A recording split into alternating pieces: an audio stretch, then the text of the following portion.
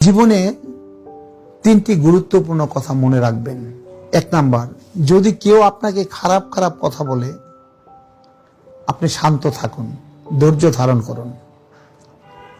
কেননা সূর্যের তেজ যতই প্রখর হোক না কেন, সাগরের বিশাল জলধি সে কোনোদিন শুকাইতে পারে না।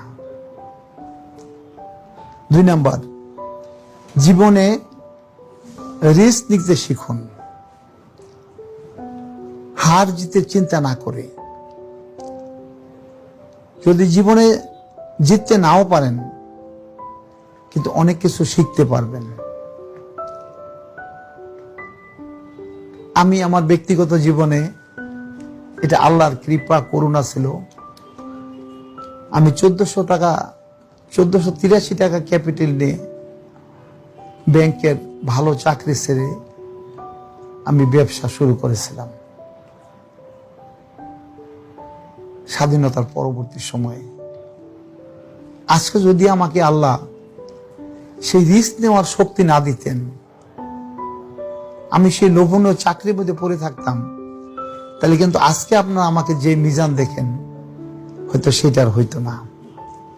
সেই জন্য নিজের জীবনে খুব সুন্দরভাবে চিন্তা ভাবনা করে, ক্যালকুলেশন করে মানুষকে রিস্ক নিতে হবে, তা না হলে সে জীবনে কোনো বড় কামিয়াবি অর্জন করতে পারবে না। 3 নাম্বার, নিজের জীবনের যে গভীরে ট্যালেন্ট আছে, আপনার যে জিনিয়াসনেস আছে, সেটাকে যদি বাইরে আনতে চান, আপনাকে নানান রকমের অবস্টাকলস, নানান রকমের অবস্থার দুঃখের, কঠিন দুঃখের সম্মুখীন হতেই হবে। এমনকি অনেক সময় দেখা গেছে মানুষকে কেউ অযাচিতভাবে লাঞ্ছনা, দুঃখ, যাতনা দিয়ে তার জীবনের মোড়কে ঘুরিয়ে দিয়েছে। তাই যারাই জীবনে কামিয়াবি অর্জন করছে তারা সকলেই কিন্তু চ্যালেঞ্জ, দুঃখ, যাতনা, বেদনা, এই সমস্ত কিছুকে অতিক্রম করে জীবনের অভিষ্ট লক্ষ্যে পৌঁছতে সক্ষম হয়েছে। আইনস্টাইনকে ছোট সময় তার স্কুল থেকে স্কুল টিচার বের করে দিয়েছে। তার মার কাছে এটা চিঠি লিখে দিচ্ছে স্কুল টিচার, তোমার ছেলে একটা গাধা, তাকে দিয়ে কিচ্ছু হবে না, লাঙ্গল জল কিনে দাও, চাষবাস করে জীবন ধারণ করবে। মা হাতে চিঠি পেয়ে বললেন যে শিক্ষক মহাশয় আমার ছেলেকে বুঝতে পারে নাই।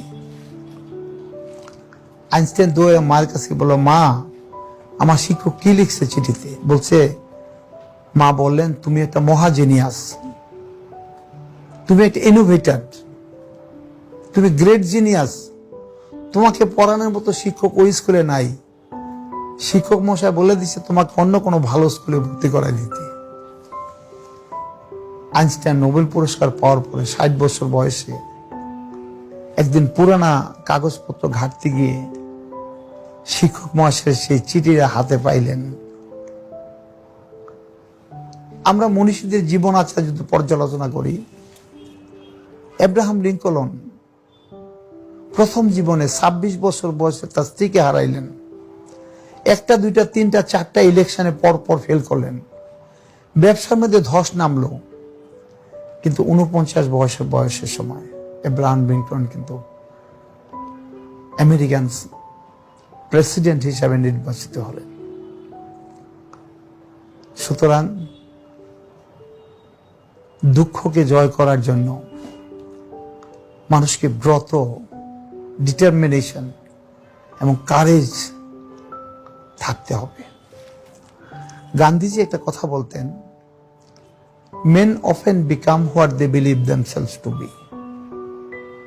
When I believe I cannot do something, it makes me incapable of doing that. But with courage and determination, when I do believe I can, it makes me capable of doing that. Gandhi বলতেন, মানুষ প্রায়শ নিজের সম্পর্কে যা ভাবে সেটাই হয়। কোনো কাজ করার আগে আমি যদি মনে করি আমি কাজটা করতে পারবো না, আমি জীবনে কাজ করতে পারবো না। কিন্তু কাজ করার আগে আমি সমস্ত মনের প্রাণকে উজাড় করে আমার ডিটারমিনেশন, আমার পারসিস্টেন্সকে ধারণ করে আমি সেই কাজের মধ্যে যদি ব্রতী হই, বিধাতার করুণা বলে আমি সেই কাজ অবশ্যই করতে পারবো। আলভা এডিসন বলতেন, সৎ কাজ এবং সুন্দর ভাবনা বাস্তবায়িত হবেই, কারণ এর সাথে বিধাতার করুণার স্রোতধারা মিশ্রিত আছে। কোনো ভালো চিন্তা, কোনো ভালো কাজ আন্ডাম থাকে না। আমরা আমাদের সমাজের মধ্যে, আমরা যারা অভিভাবক মন্ডলী আছি, আমরা যারা শিক্ষক মন্ডলী আছি, আমরা যারা রাষ্ট্রনায়কের পদে আছি, আমাদের একটাই দায়িত্ব, আমাদের সন্তানের হৃদয়ের গভীরে যে অমিত শক্তি লুকায় আছে, সেই শক্তিকে জাগ্রত করে জীবনের আচারকে গ্রহণ করে মানুষ সত্যিকার তার শক্তিকে পূর্ণ, তার অনুভূতিকে পূর্ণভাবে যদি তার কাজের মধ্যে সে প্রয়োগ করে, প্রত্যেক মানুষ জীবনে আরাধ্য সাধনার প্রবেশদ্বারে পৌঁছতে পারে। আমরা আল্লাহর কাছে মিনতি করি, এমন সুন্দর জীবন আমরা পেয়েছি, এমন সুন্দর পৃথিবী আমরা পেয়েছি, আমাদের হৃদয়ের গভীরে যে শক্তি সামর্থ্য আছে লুকানো, এগুলিকে জাগ্রত করে বিধাতার দামানকে ধারণ করে আমরা যেন জীবনে কামিয়াবি অর্জন করে অন্য মানুষের মুখে হাসি ফুটাতে পারি, আমাদেরকে আল্লাহ তাআলা সেই শক্তি দান করুন। আমিন। ওয়া আখিরু দাওয়ানা আলহামদুলিল্লাহি রাব্বিল আলামিন। আসসালামু আলাইকুম ওয়া রাহমাতুল্লাহি ওয়া বারাকাতুহু।